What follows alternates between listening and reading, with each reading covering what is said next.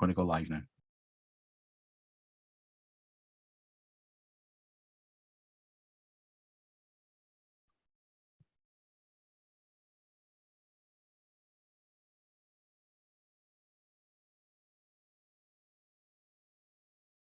Welcome everybody to our Chocolatey Coffee Break live stream for November.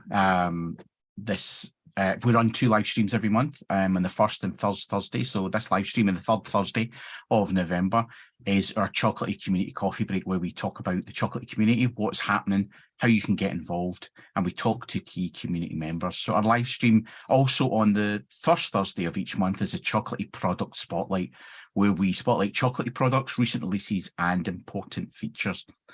Today, we're going to be speaking to David Gardiner, long-time community member, community repository moderator, and Boxstarter maintainer.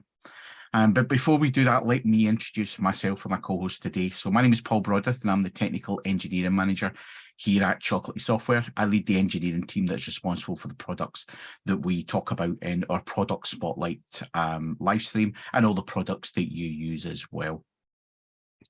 My co-host today is Gary Ewan Park. He'll be taking us through, or helping me go through some of the questions that we have for David today. So, Gary, do you want to introduce yourself? Yeah, I can do that. So, as Paul said, my name is Gary Ewan Park. I am a senior software engineer here at Chocolatey. I'm part of the product owner team that helps drive the new features that are going into all of the Chocolatey components. So yeah, I'm excited to speak to David today to find out what he's all about. Thanks, Gary. Both myself and Gary are also long-time community members ourselves. And like many other members of the Chocolatey team, the community is actually really, really important to us, as it is to David.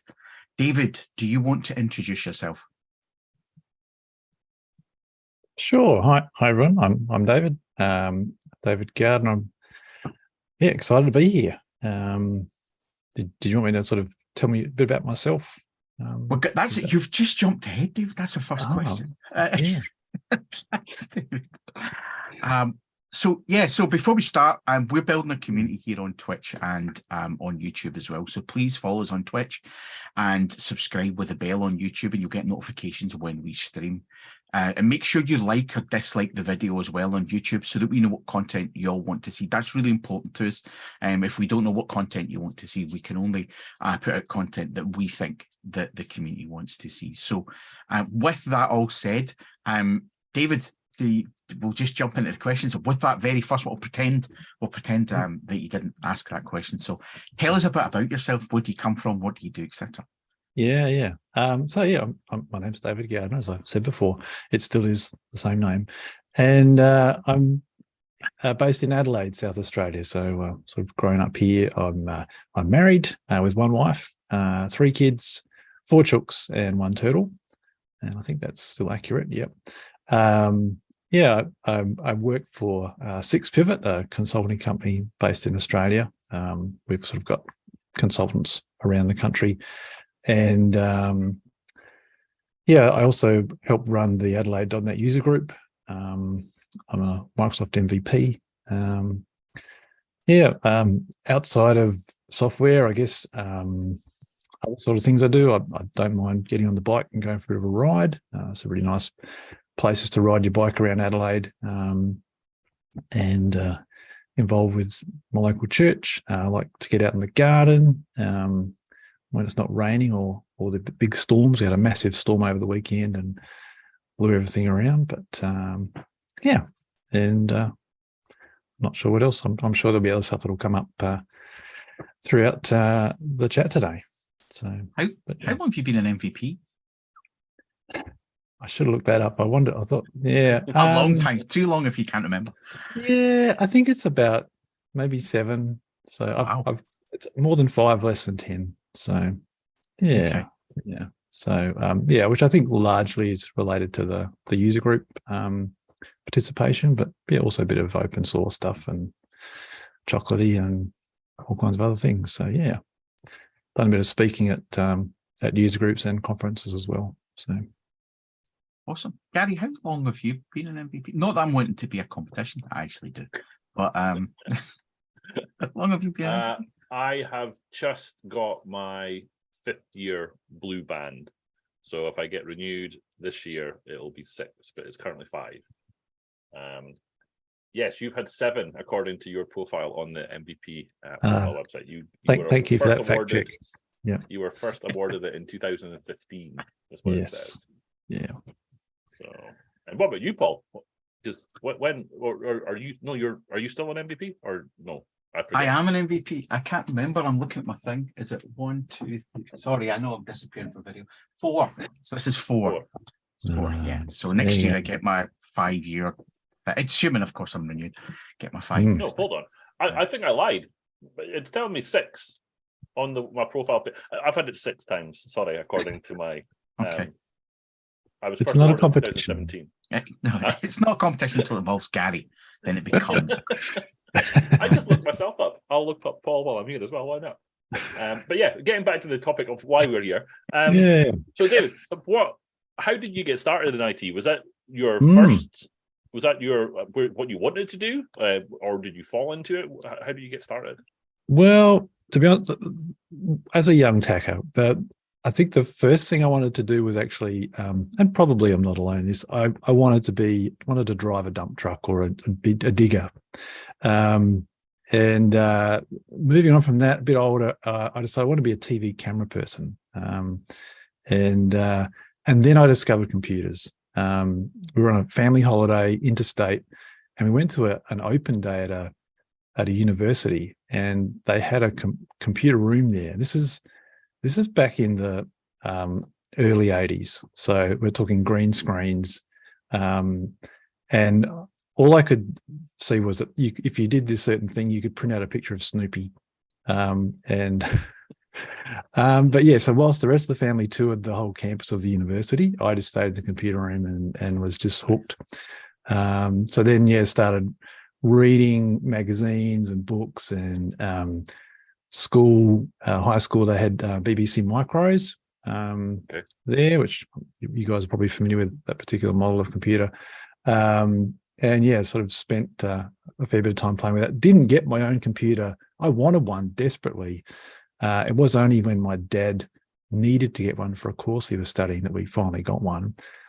And so that kind of totally distracted me from my final year in high school, because instead of studying, I was playing on the computer. And went on to, I pretty much knew from, I guess, early high school, I wanted to do something with computers, and done some IT admin. So I have worked as a sysadmin. Did that long enough to realize that's not what I wanted to do full time. I really like the software development side of it, but it still meant that I'd had that taste and that involvement with that. So I know enough sysadmin to be dangerous, but also it comes in really handy to be able to chat to admin IT folk, because your software's got to run somewhere, so you need to have those conversations. So that's still with me today. So See, I remember a BBC Micro in our primary school, but I also only remember it as playing games. I didn't think it did anything other than playing games. And loaded the 5.25 inch disc into the disk drive. There was a little turn thing to lock it in. You loaded the game and you played the game, and that was all you did with it. I didn't get into. I was late getting into anything related to IT, but I do remember the BBC Micro in the primary school. No, the high school, they were networked, but for some strange reason, for the BBC Micro, you could either use the disk drive or you could use the network, and there was a physical toggle switch to flick between the two. So, and there was a reboot to switch. So you couldn't, sometimes.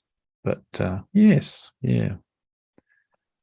and the trick was that could you type in a program out of a magazine fast enough over lunchtime before you got kicked out and you lose it all. See, that's the other thing I think I missed out on as well, because everyone says that. Because I grew up with, I didn't grow up with one in the house, but at some point my dad got a Commodore 64 and it just appeared in the house at some point.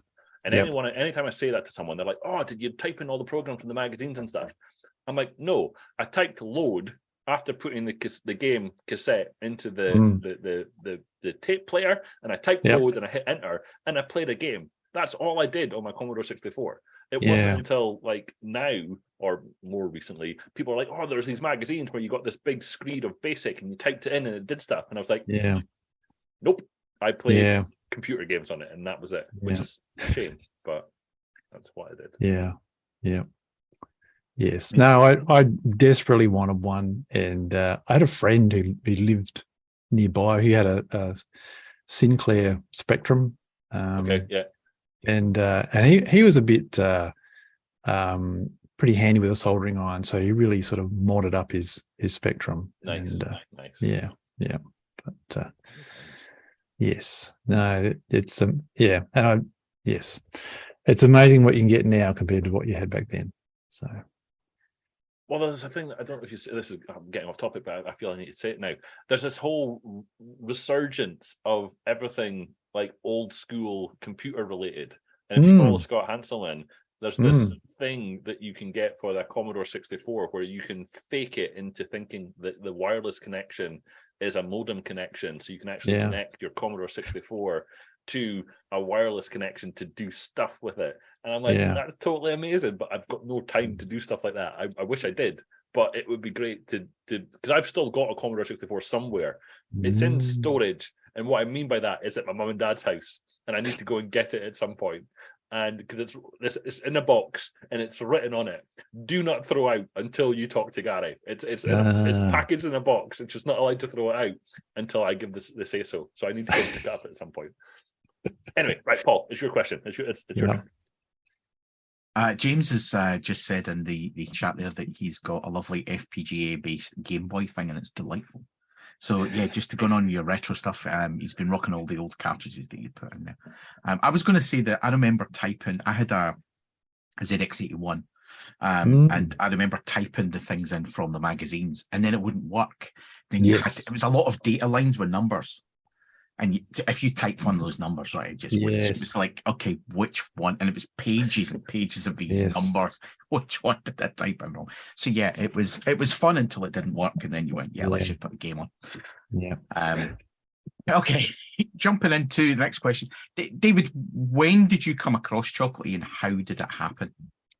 Yeah, I looked back. I was trying to figure out when this would have been, and I think, as best I can tell, it would have been just before the Kickstarter, because I think that's where this T-shirt comes from, actually. I think I've been following Rob on probably on Twitter, if not just seeing some of the stuff he'd done previously, so I'd been using Chocolatey a bit, and I guess when the Kickstarter came around, I was like, oh, this sounds like it's really got a chance to go somewhere. So that's the only Kickstarter I've ever been involved with.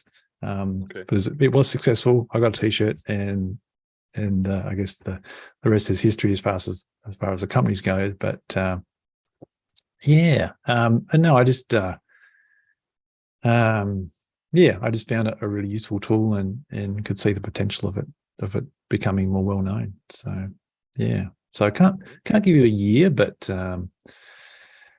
it's probably I don't know, 2014, 2015 maybe. I think that sounds like certainly a similar story to mine. I think it's similar to you as well, Gary. I came across it a little bit before the Kickstarter as well, and then the Kickstarter happened. Oh yeah, a bit like you. This has got legs. Let's back this. So I got one of the T-shirts as well. And I managed to finally get one of the hoodies, apparently the very last hoodie that Chocolatey had. That was a fluke. That was not anything else. I think, Gary, did you back the Kickstarter as well? I did. So I'd been involved in some discussions with Rob prior to the Kickstarter happening, so I knew it was happening. So I at the time I was already part of the quote unquote community, but I was like, I also wanted to back and show willing that I thought this had legs to do something with. So yeah, I ended up throwing in for the hoodie as well. So I got the hoodie and the T-shirt. And it was the black version that I got as well, because there was a white version of the T-shirt that you could opt in to get as well. I know that some folks, like say Jan, has got the white version of the hoodie. Not the hoodie, the T-shirt, sorry. But yeah, that was a long time ago. But yes, I can say I've still got it's over there on the coat rack. I've got my hoodie over there. Yeah. The cool thing about the T-shirt is that people who don't know what Chocolatey as a software tool is, they just see chocolate and they go, "Oh, that's a cool T-shirt." So, agreed. Yeah, I mean, one of the things I didn't mention that I do, I'm in a band with some friends, and I certainly have done a few gigs wearing the Chocolatey T-shirt as well. So, your band's not called the Chocolatey Experience, is it? No, but that is a great name for a band, and I think if there isn't, you should definitely have a house band. So, and that should be its name. So, I won't be the singer. That's right. Yeah, that T-shirt is a throwback to the original colouring scheme that we had for the icon as well. It's the brownish logo that we had at a distant point in time. Yeah, no, okay. I do have a pretty decent T-shirt collection, which is largely IT/software related, and I do have to cull it every now and again because it just doesn't fit in the wardrobe. But this is one that has passed the test a few times and stayed there. So good stuff. Glad to hear it. Okay, so in terms of continuing on, kind of questioning around Chocolatey, do you remember when you made your first kind of community contribution to Chocolatey, whether it was through a package, whether it was through a contribution to Chocolatey or Boxstarter, etc.? Do you remember when that was or what it was? Yeah, as best I can tell, I think it might have been for Beyond Compare, which at the time was being maintained by Brendan, or ShiftKey, as he's known on Twitter. He now works for GitHub. And he wasn't always the quickest at updating the package when there was a new version coming out. And so I kept submitting pull requests, and then eventually I think he sort of said, "Well, do you just want to take over the package?" And I think I think by that time he might have not been using Windows anymore. So so I think that one, it was a vested interest in me because it was a tool I've used, and probably one of the first software tools I've paid money for out of my own pocket, just because it was reasonably priced and did a great job. And having the Chocolatey package there to be able to keep it up to date, I reckon that was the one. So, yeah. Good stuff. Well, no, we appreciate your time as both a moderator and a maintainer of packages. Absolutely. Because yours was probably one of the first names I started seeing as it's David again, or I recognize the name and the avatar that went with it. So yeah, you're one of the older community members that I remember being involved. So no, thank you. Veteran, Gary, veteran. A veteran. That's a good way of putting it. Yes. A few grey hairs there. That's true. Yeah. Yeah. Did you start actively participating in the community round about the time that you were putting those pull requests in? Because we were using Gator way back then. I keep saying that, and it hurts the veteran members a bit more because they remember the pain of Gator. But if that wasn't the time, when did you really kind of start being active in the community?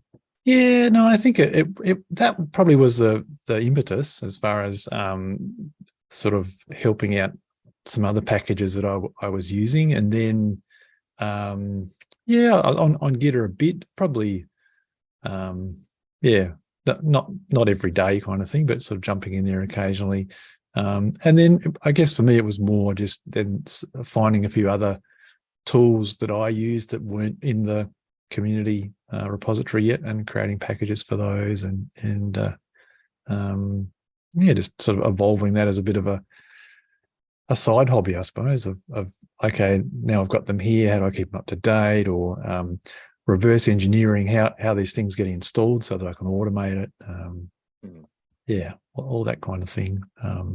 Obviously some things are easier to do than others. There's some that I would love to have a package for that I just still haven't figured out how to do, just because they've got sort of strange things about having to register and that.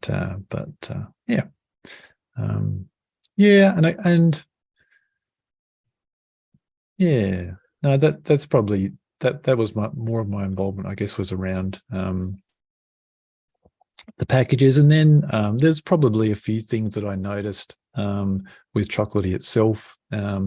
Submitted a few pull requests just to to try and like solve problems that I was having to sort of improve how it worked. So yeah. Something I'd noticed recently was during package moderation is that we're still getting a huge number of unique patches, packages that are for the first time, they're just being submitted.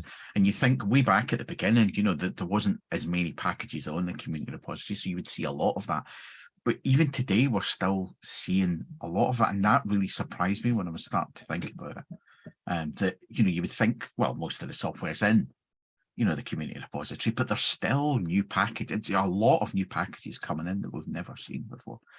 Yeah, it's really surprising. And some of it's new stuff, and some of it's really old stuff that people are finding that they're just creating packages for. So yeah, it's really nice to see. And it kind of reminds me how healthy our community is, and the community repository maintainers and how important they are as well. Yeah, I mean, it does make it, I guess, as it grows bigger and bigger, you run the risk of getting like duplicate packages or that. It sort of becomes a bit more of a challenge, but it often means that I'll find the tools and I'll go and check on Chocolatey. Yep, there's a package there for it. So it gets to the stage for me where I'm not installing software unless it's on Chocolatey, not because I'm some sort of religious zealot about it, but just because I don't want the pain of keeping that software up to date. Yes. And if I happen to find something I really, really need to install, I'll go away and create a package for it, just because I don't want to have to make sure it's up to date all the time. I just want it in something that'll keep it up to date. Yeah, there's been a couple of times in the past when I've been like, I don't know if that Chocolatey package exists on Chocolatey, but I'm just going to attempt the Choco install and then what I think the package name might be. And 9 times out of 10, it's just worked.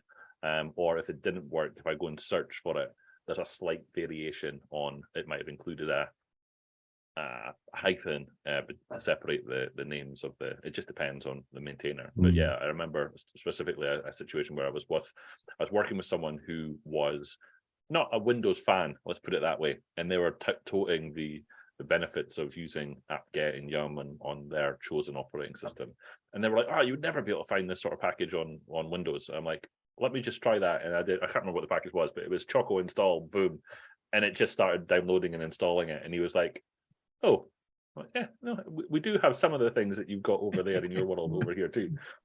So it was a shining light into what it can be done. So But in terms of your Chocolatey usage, then is it predominantly for yourself from a personal standpoint, or do you use it at work within your organization? And if so, can you speak to kind of how you used it and what you're doing with it? I guess it's probably largely personal, or even for work. If I need a tool, I'll prefer using Chocolatey for that. So I guess where I'm working now, it's really an individual choice how people manage the software, their tools, and being a consulting company, we're working with different clients. So, but it's certainly something that if I have the ability to use, and even for things like I do a fair bit of build automation, Azure DevOps and GitHub and those kind of things. And so often you'll need to have extra tools being installed as part of a build process. So having Chocolatey there is an easy way to do that. Not the only way, but sometimes that's the easiest way to get something on the machine that you need to get, which isn't on there already. So that's an interesting point in terms of CI systems, the likes of Azure DevOps and GitHub Actions. Chocolatey is already on the build agent that you get. So assuming you're using a hosted agent rather than a self-hosted one, Chocolatey is already on the box. So if you need to install something, it is a Choco install away to get it there for your build. And even if you're doing things like, I mean, obviously it's not so relevant for Linux agents, but if you've got Windows agents and potentially using container jobs, you still got to get the software into the Docker image in the first place. And so a tool like Chocolatey can be really helpful for that, just because it can be all driven through the command line. You don't have to worry about any UI popping up that's going to not work. So yeah. Cool. Yeah. Good stuff. So you're kind of one of the people who are responsible for Boxstarter and kind of longevity of that project. How did you first come across Boxstarter? Yeah, it's a good question. I think probably, I guess, it was solving a problem that I had, and so I guess I was familiar with Matt, who sort of originated the project, and yeah, had sort of thought, oh, that's interesting, and as far as being able to install multiple packages, but also deal with reboots. So because that's always the tricky thing, that you'd get so far and then you go, I've got to restart now. On I go again. So particularly the idea of getting a machine and getting it all set up overnight. Before Boxstarter, it was like you'd set it going and you'd come home and think it was all finished, but no, there was a dialogue there waiting for you to say yes, go ahead, or confirm or something. So it'd been doing nothing the whole time that you were waiting for it. So yeah, I really was drawn to that idea of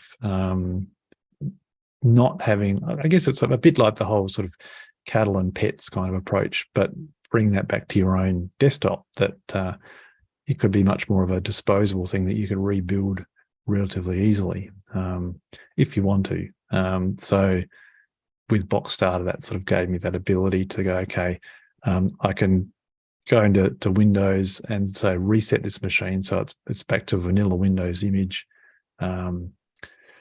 Then run my Boxstarter script, and a few hours later, depending on your internet speed, then I should have pretty much all of my tools there ready to go. There might be a few little things I need to jump in then and sort of customize, like your email signature in Outlook or something like that. But and set up a few license files, but otherwise, you've got all your stuff there, and you can be productive rather than spending the whole day doing click, click, click next and trying to get stuff installed. So I thought that was quite compelling, to be able to rebuild a machine really quickly, not for me, not having an IT department that was going to do that for me. I could basically do it for myself. I guess equally, an IT department could use it to do that kind of thing as well. But for me, it was just really, how can I use some of those same kind of techniques for myself? And particularly when you feel like, I think this machine's just getting so much mess on it that I really need to start from scratch. And the thought of that could be quite daunting, but using a tool like Boxstarter, it's actually not that hard. So no. So according to the history of GitHub, your first PR into Boxstarter was back in 2016. Wow. So there you go. April 2016, so over 6 years ago, was your first contribution. A veteran. Again, yeah. There you go. I was going to say that I'm actually going to take the time tomorrow to rebuild my laptop, and Boxstarter is what I'm going to use for that. And it takes, I think the bit that reminded me to talk about it was when you said it can be daunting. And it can, because you have to, first of all, know all the software that's on your machine. So if it's all installed as Chocolatey packages, it's fairly straightforward. You export those packages in a packages.config, stick it in a USB key so that you can have it after the laptop's been wiped, and then you can install all of that with Chocolatey again and use Boxstarter as part of that to do all those reboots. And it's not as daunting. And as you said, okay, you've installed everything. There will be things to configure. Sometimes if you've got a client for your email, you might need to log into Gmail or configure the signature, as you said, or do some logins for other software. But 90% of that's done. The software's there. It's just those little extra bits that's done. And rather than taking a full day, it's only going to take maybe 2 or 3 hours to do all of that. You install the software and then configuring it for you. So it takes away that pain. Yeah, it's also, it can be quite useful it's almost like a reset to go, okay, what do I really need? What tools have I got on here that I'm not actually using anymore? And so that Boxstarter script becomes a bit of a sort of here are the essential things that I actually care about. And so often, if I'm planning to do that rebuild, I'll go back to the Boxstarter script and compare that to what I've actually got and go, yes, I need to update that, or like Visual Studio, not 2019. Actually, I'm using 2022 now, so better change that, or fonts, or all those kind of things. Or actually, I'm not using this tool anymore, so I can get rid of that. Don't need to worry about that. So. So that's part of the mistake that I make, and that's why I end up with 2017, 2019, and 2022 all installed on my machine for Visual Studio, because I keep them all. There we go. So we've established that you are a veteran within the Chocolatey community. So you've seen Chocolatey develop and Boxstarter develop. So what is, if you had a magic wand, what is the one feature that you would like to see in Chocolatey and Boxstarter? What do you think is missing? What would you wave your magic wand at to make available? Yeah, to be honest, I'm pretty satisfied with what it does at the moment. Okay. Yeah, I had thought about this question, and the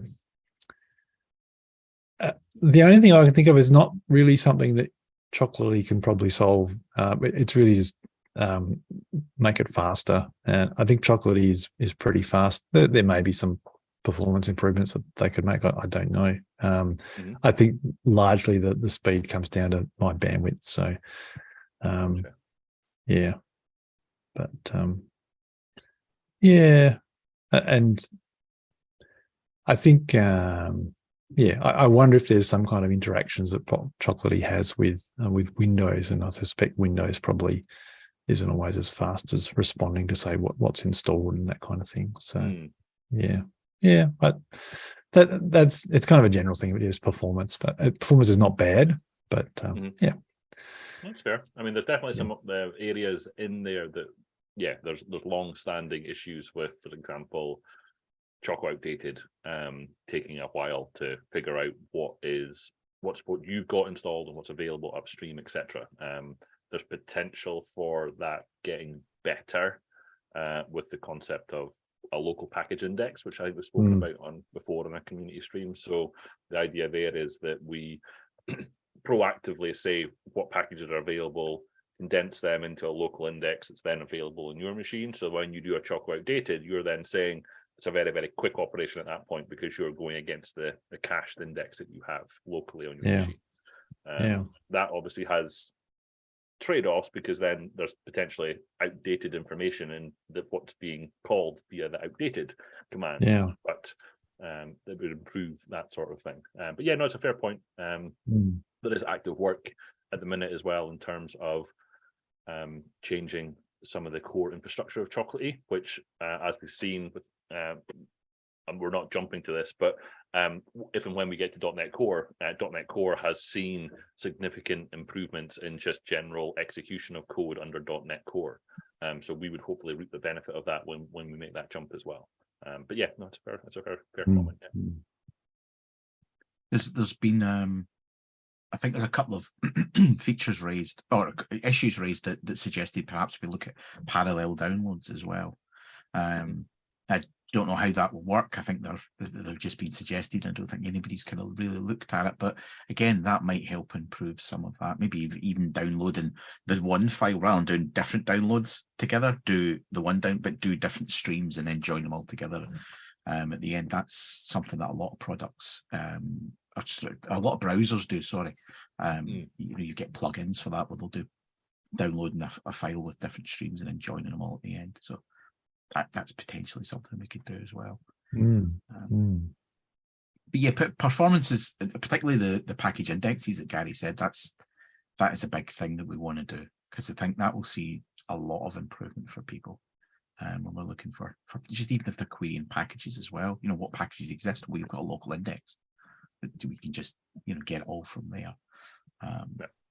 So yeah, but there's a lot of infrastructure work at the back end to do that as well, because it's a complete different way of working.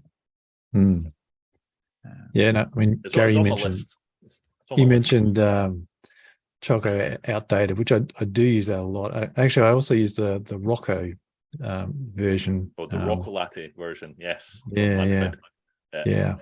but yeah, I should just create an alias to do, because I always run it with like ignore the pin stuff, and Yep. yeah, because I don't know why you wouldn't, and and yeah, that one does seem like it could really benefit from some parallelization. So yeah. I mean, it's one of those things that if once we get to having a V3 feed for the packages on, say, Chocolate.org, I think that will some of the infrastructure that comes along with that package index, it doesn't fall out of it. We don't get it for free, but it opens up the potential for having that information available, and then just quote unquote caching that locally and then being able to query that locally. It's very similar to what like Brew does on a Mac. So one of the first things that Brew does when you do an operation is it will go off and update its local index. So then any future operations that you're doing is doing it against that local index. So it's reducing the amount of overhead and queries that needs to be done. So it would be something very similar to that in Chocolatey itself, to keep that cached index up to date, so that when you're querying, you're not querying against a month's old worth of data. You're querying against a reasonably up-to-date version of that data. And I think that would greatly help in terms of overall performance. So yeah, like I say, it's on my list, but my list is quite big. So at some point in the future, we'll get that. So Paul. David, yeah, we've talked about being involved with Boxstarter. We've talked about some uses of Boxstarter. Where do you see Boxstarter go in the future? Where would you like to see it go in the future? Yeah, I guess. I mean, my role is it's probably been a little bit more in the background, I think. Whereas I guess someone like Manfred's really taken the lead in innovating the tool. So that I think that's really good. So I think, yeah, just to be a healthy, well-maintained product that, is providing value to the community and for personal and even commercial use. I think it's got great potential. So, yeah, it kind of, going back there a few years, it did sort of go to sleep, I guess, for a little bit, but it just feels like it's just had a bit of a new lease on life. Version 3 coming out and just feels like that's sort of been unblocked a bit as far as being able to move forward. So yeah, I don't know that it needs to have every bell and whistle, but just to have a healthy ecosystem of people being interested in maintaining it and keeping it current. So yeah, I don't think it needs to do much more than what it does now. I know. Yeah, there's potential features to add to it, but as long as it can do the core stuff really well, then that sounds good to me. I think I'd agree with that Boxstarter should really just focus on what it does rather than add all sorts of bells and whistles, because it does what it does really well, and I'd hate to see it grow arms and legs and do things that are not so well. It has a really particular focus.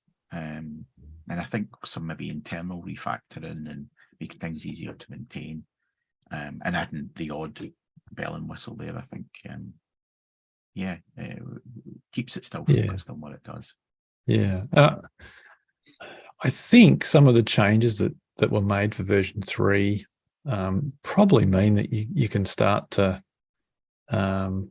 previously it was really just focused around installing Chocolatey packages, and you could put other stuff in the install script, but it didn't always actually do anything.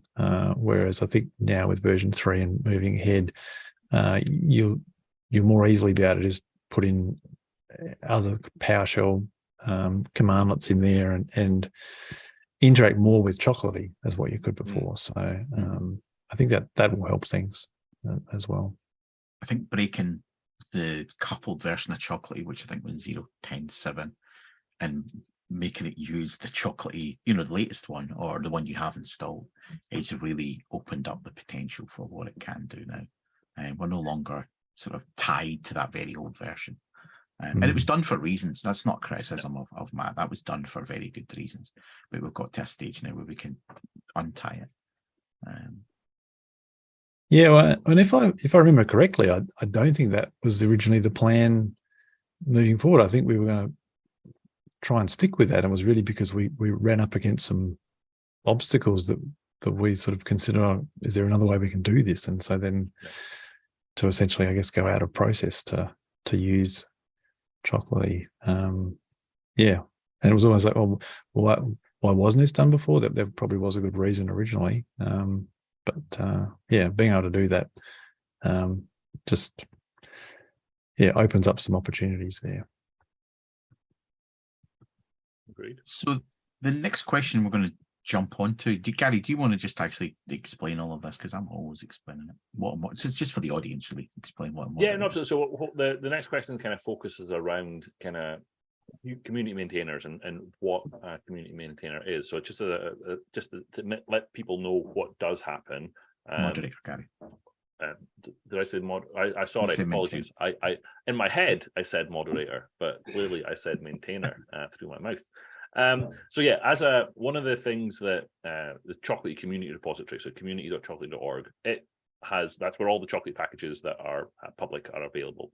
Now they are maintained by package maintainers, but they go through an automated series of checks, both package validator, package verifier, and package scanner. And if, as we spoke about earlier, it's a brand new package, what we have then is also a human moderation step where we basically say, is this package okay? Or is this package trying to do something nefarious? Is this package trying to do something that's not intended to do? Or is it trying to do things in a way that's not recommended? So the human moderation element to that is I describe it as that it's the worst thing and it's the best thing about the community package repository.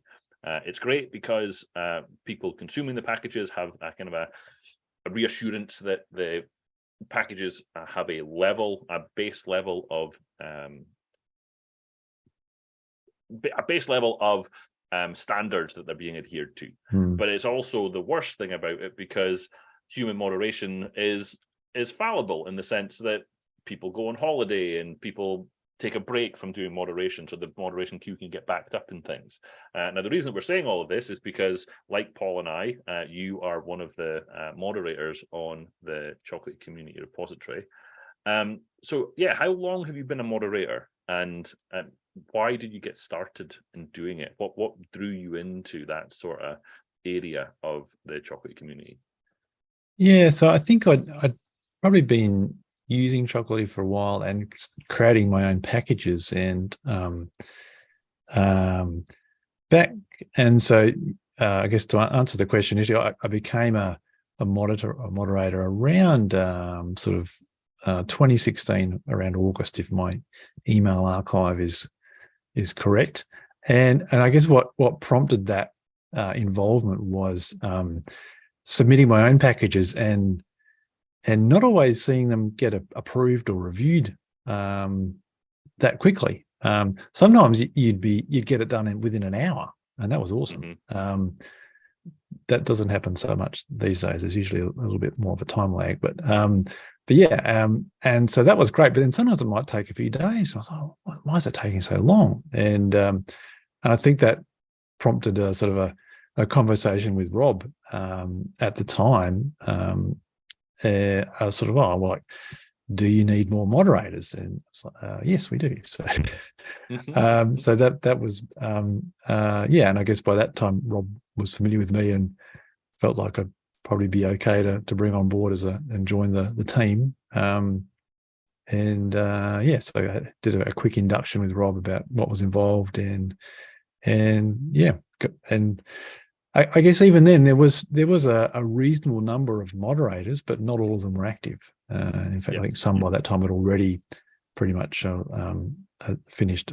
So yeah, I guess it's something that I think there's always interested in bringing in new people and just because it's like a season in life, essentially, that sometimes you've got an interest in doing stuff, and other times people, that's not for them anymore, and they move on to other things. Or I guess for me, I'm probably not doing as many package reviews as I used to, but occasionally I'll jump in there and do a few. The other thing is answering email requests that come through as a moderator. So that's, for me at the moment, that's probably a slightly easier thing, because I can often just do that. I can see a question, I know the answer, bang, deal with it straight away. But the moderating packages, it's usually takes a little bit more time to read through what's going on, and does it all look fine, or do I need to respond to the author to say you need to solve these issues here, or can you just clarify what's happening? So yeah. No, again, so we thank you for your time and effort over the years. Again, I mean, that's kind of also where I got to know your name through the moderation side of things. So yeah, I realized that you've been around for a while. I didn't quite realize it was that long, but I guess it makes sense that you have been. So absolutely. It also highlights there is more to being a moderator than just moderate packages. You know, as you said, that those emails that come in, and there's sometimes you'll get one or two. Sometimes there'll be a flood of those emails coming into the moderators list where they need responding to. So that, yeah, there's other things other than just moderating packages that moderators do. Yeah. But can you tell us?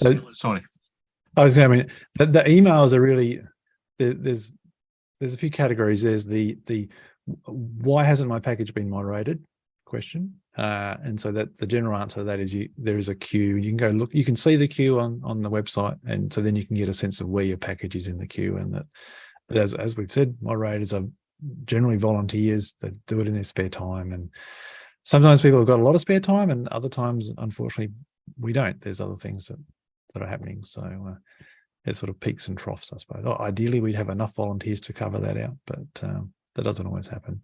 The other one is occasionally packages fall into disrepair, and maybe the original maintainer is not involved in that, or not interested in maintaining that package anymore, or they've left the community. So other people want to take over the package. As a process for that to happen. So quite often we're involved with that, just to check that the process has been followed, and if it has, then sort of hand over that package to someone else. And then there's other random questions we get. So some of them are related to the commercial side, which I'll leave those alone. The Chocolatey employees can handle those, and other ones we can handle if it's just a general question, or point them towards the Discord discussions, and so they can get help there if they need. So yeah. So, I mean, we've talked about that email part of being important, and I think maybe updates to our documentation as we go forward as well would help with some of those questions. It's not always obvious, for example, how you pick up a package, or that the Chocolatey or the Chocolatey software or the Chocolatey team don't actually maintain packages. We that's a community effort, and we generally leave that there. But what do you see the most important role of a moderator is? Yeah, I think it goes back to the earlier point that it's that human intervening in that process, particularly early on in the package when it's brand new, that you're a set of eyeballs that's looking at that package and assessing, is this a package that's going to be okay for people to use? Like, is it behaving in a predictable way? It's not doing anything surprising.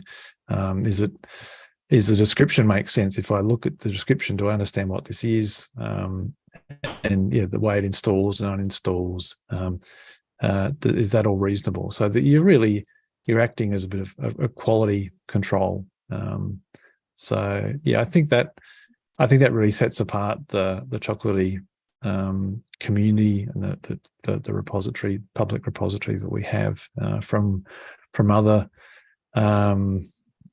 options. We've got that. So yeah, there is the downside that it does take time to do that, but I think the community benefits from that, of people checking stuff and really trying to raise the bar for quality and that. So yeah, I think that's probably the thing for me, that it gives me that level of confidence that the package someone has looked at that and said, yep, this meets our criteria. It's an acceptable level of quality for it to then be installed on someone else's computer. So yeah. Okay, so we've maybe kind of broached this a little bit to an extent, but again, we've established that you're a veteran person and involved in the community for a while. You've been a moderator for longer than I thought you had been, so you've been around there for a little while longer as well. But what keeps you coming back, and what keeps you being involved? What is it about Chocolatey or the Chocolatey community that keeps you wanting to be involved? What is it? If you can pinpoint a couple of things, what would be those things? Yeah, I think for me, the Chocolatey ecosystem and then the community repository, they just got such great value, and so I get something out of that. So it helps me personally as far as being able to install stuff myself. But then often the things that I want to install are the things that other people want to install. So so I feel like it's really it's something that I have the skills to do. So there's lots of things I can't do. There's some things I think I can do, and it turns out I can't. But there's a lot of things I know I can't do. But this is one thing I can do, and I've got some skills. And so I just see that that it's something I can contribute back to the community. It's something that you talking to previously, like those seasons. Sometimes I've got more time, sometimes I've got less time. So and it really is that sort of thing where I might go for weeks where I'm just busy with other things, with work or family or whatever. But then I don't know, I might be just sitting down. I've got a spare 5 minutes, a spare half an hour, whatever. I'll jump on and do some reviews or answer some emails or whatever. It's the kind of thing that fits in with that kind of way of working. So Again, something when you were talking there, David, this might seem obvious to us, but it might not seem obvious to anybody watching this or the rest of the community. But moderators are not paid. There is no reciprocation. We don't give you anything for being a community moderator. You get t-shirts and stickers, but everybody kind of gets that when they're at events, or you don't get anything special. And I think that's really important to highlight, that you do this and the other moderators do this because they love the community. They can give something back. They enjoy doing what they're doing, and it's not a paid gig. There's no money. There's nothing that you get out of this beyond our thanks and the thanks of the community to do it. So that is really important to say. And as I said, it's fairly obvious to me, being from the community, and Gary as well, but it might not be obvious to everybody else. You volunteered to do this, and we really appreciate it. And hopefully the rest of the community do as well. I think they do. Yeah. No, it is something that, for me, it's something I can fit into those little gaps. So there's some things you might choose to do, like sort of volunteer for a local community organization or something, and that might need to be a whole evening once a week or something. But so I guess that's the nice thing about being an online community, is that you can really do as little or as much as you want. It's sort of up to you. So So moving on to our next section that we'll probably go through quite quick. We've actually got about 5 minutes left, but this is a flexible stream. We've gone over before, mainly because Gary can't stop talking. So we're fairly flexible. But anyway, we'll move on to common questions that we ask everybody. And I've said this many times, but it's really in honor of Richard Campbell and Run As Radio. I always thought that the questions he asked was great for, those 3 or 4 questions that he asked everybody. So the very first one is, what is your favorite coding language and why? Yeah, so I think I'd have to say C#, but followed closely by PowerShell. So but I think C# just it's a language I've used for, I guess, well, you call me a veteran, so I guess I haven't used it since the first version of .NET, but I've certainly been using .NET since it came out. I actually started out using VB and enjoyed that. It was only when I changed jobs that I started using C#. But no, I just found it really productive. I like .NET. It's just a really powerful toolkit to solve software problems with, and the C# language. Yeah, I've found that just pretty much does everything I want it to do. But yeah, the PowerShell I mentioned as a close second, just because particularly around the automation and scripting, and I guess because it's built with .NET as well, so you can sort of cross over between the two. Yeah, I find that really useful. So I know you asked for one, but I'm going to give you two. So. So related to that, then, so what is the IDE that you find yourself using most of the time for doing C# and/or PowerShell? Yeah. What do you love it? Do you hate it? What are your thoughts on it? So if we're sticking with IDE as a strict definition, then I'd say Visual Studio. I know there's some alternatives out there, but VS does the job for me. And yeah, I feel like it's certainly got a lot better over the last few years, particularly with shifting things into out of process, and 64-bit as well. Has been a big improvement. If it was just editor, then I'd say VS Code. I spend a lot of time in VS Code, and probably at the moment I'm spending more time in code than I am in Visual Studio, just with the kind of work I'm doing. So yeah. Good stuff. Yeah. I saw Paul prepping for the next question there. Yeah, that actually, this is me prepping. Although I did prep for the next question, I pulled the board off the wall. So we've got Gary's wrong pronunciation of Nupkeg, board of shame here, as you've probably seen in previous streams. Gary's obviously put Nupkeg on the screen there. What is the correct way to pronounce NUPKG? How would you pronounce it? Yeah, so I think Gary was the first person I heard pronounce it the way he pronounces it, and I don't know if I had food in my mouth, but if I did, it would have been quickly spat out, because I thought, what the? And I have heard some other people say it that way now, but it sounds too much like nutmeg, and that just seems weird. So yeah, a new package. That's the way I've always. I was relying on you here. No words. Sorry. So that's three to nothing, Gary. That I'm actually winning there with that one. So thanks for that, David. Cool. Words. Don't know if you're going to pull this one out. Say that again. I don't know if you're going to pull this one back at all. I just don't. Next guest. It's as simple as that. I am choosing the next three guests. Well, I was going to say, you're going to have to. You in different hats. Is that what you're going to pick? But you see, this came up yesterday. But based on that, then we need to ask. We need to start a new poll for how you pronounce this one, because that came up in conversation yesterday. Paul didn't even know what a snupkeg was, but if you pronounce nupkeg as new package, is that a snoo package? What do you do with a snupkeg? Yeah. Does anyone even use them? I guess would be my question. Well, they have become less required, given that you've got things like that's not GitLink. SourceLink was the one that's they're not as required as they maybe used to be. But yeah, Paul found out about snupkegs yesterday because he hadn't heard about them before, and then he didn't like my pronunciation of that one either. But the snupkeg is just it's how you pronounce it.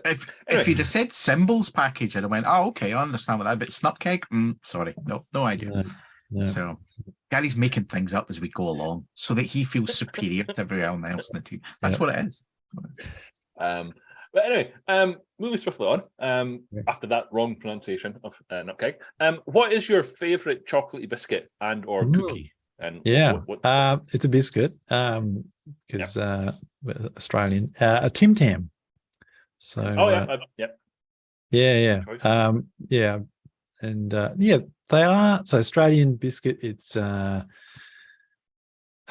of biscuit with sort of stuff in the middle and then wrapped in chocolate. And I guess the most well-known thing that I always try and introduce people to if they've got a tea or a coffee or a hot chocolate is you bite the opposite corners off the Tim Tam biscuit and use it as a straw to suck up the hot liquid, which then basically you've got limited time to. It's called a Tim Tam slam, and you've got limited time to do this before it collapses in your fingers and you lose it all. But suck up, it sort of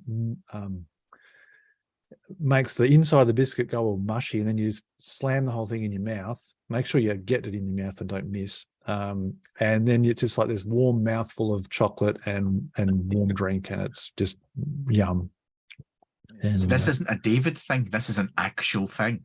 No, it's an actual thing. And I'm sure there's probably TikTok videos of it, but no, it's a real thing. So you can try it with other biscuits to varying degrees of success, but Tim Tams seem to work the best. So it basically turns the biscuit into a chocolate straw. But yeah, you got to move pretty quick. Quick. So otherwise, you just sort of falls on the floor and you feel sad. So don't do that. And if we can do that with other biscuits, that sounds awesome. Yeah. But yeah, so the Australian biscuit, they do distribute them overseas. I think you can get them in the US. I don't know if you can get them in the UK, but certainly previous trips when I used to go to the MVP Summit in Washington, in Redmond, my case would be half full of Tim Tam biscuits to share with people. So particularly we have different varieties here as well. It's not just the plain chocolate ones. There's other variations so that you might not be able to get overseas. So that's my vote for chocolate biscuit. I think that's our most involved answer from that one. Most people just say the biscuit and that's it. But no, there's a real story behind it, which is great. Yeah, biscuit plus thing to do with biscuit. Yeah, exactly. Okay, so as I kind of mentioned, we're a couple of minutes over, which is fine. But we've got some wrapping up questions, so take the last kind of 5 minutes or so to wrap up. So what is your favourite memory regarding Chocolatey? For example, maybe meeting some people for the first time or attending a conference with Chocolatey, etc. Yeah, I guess a couple of things. First off, it's rainbow lorikeets. So if you don't know, a rainbow lorikeet is a bird. It's a bird native to Australia. And in fact, we have them in the trees around where I live. And they love eating... this is going somewhere, trust me. They love to eat the flowers in the trees. They also love to eat my fruit on my fruit trees, and I don't like that. So Rob used to have, I don't know if he still has this, but his profile picture was him with a rainbow lorikeet on his shoulder. And that's ringing a bell. Yeah. So and that always struck me because I know he's not Australian, he's American, but to have this Australian bird on his shoulder, I thought, what?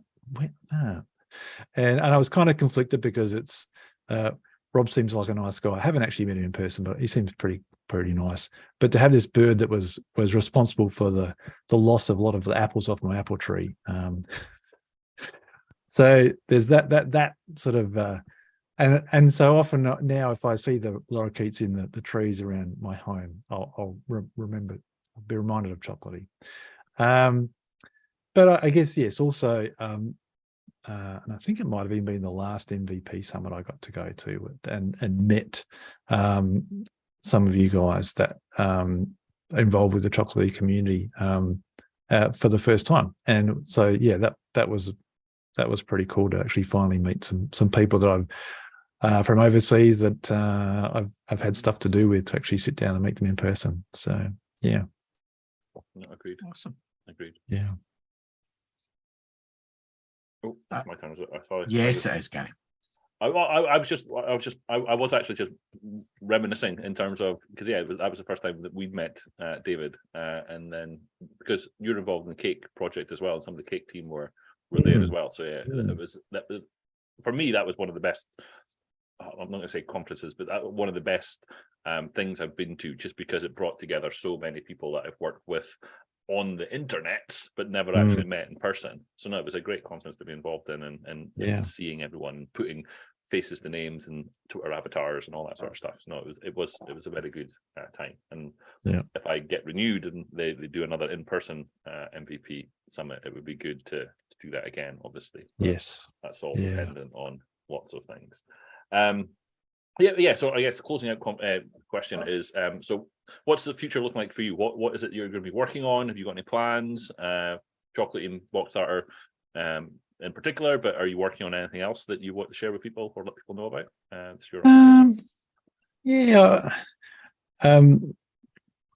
Yeah, I guess, I mean, the chocolatey involvement will continue. That's something that just keeps ticking along, and whether that's just creating new packages for tools I come across that aren't there yet, or moderating. Certainly also sort of keep a bit of involvement just with open source in general. So either sort of submitting PRs for other things or ideas of my own that I want to work on. I've got some Visual Studio extensions that I've sort of been maintaining for a few years. Some are more up to date than others. Just some other tools I've been working on. There's quite a few that have had their day in the sun and they're now sort of almost let out to pasture, in that they're not really ones I work on anymore. And just fitting that in with everything else that's going on in life. It's always like, so you see some people, they just seem to do so much stuff, and how do they get the time to do that?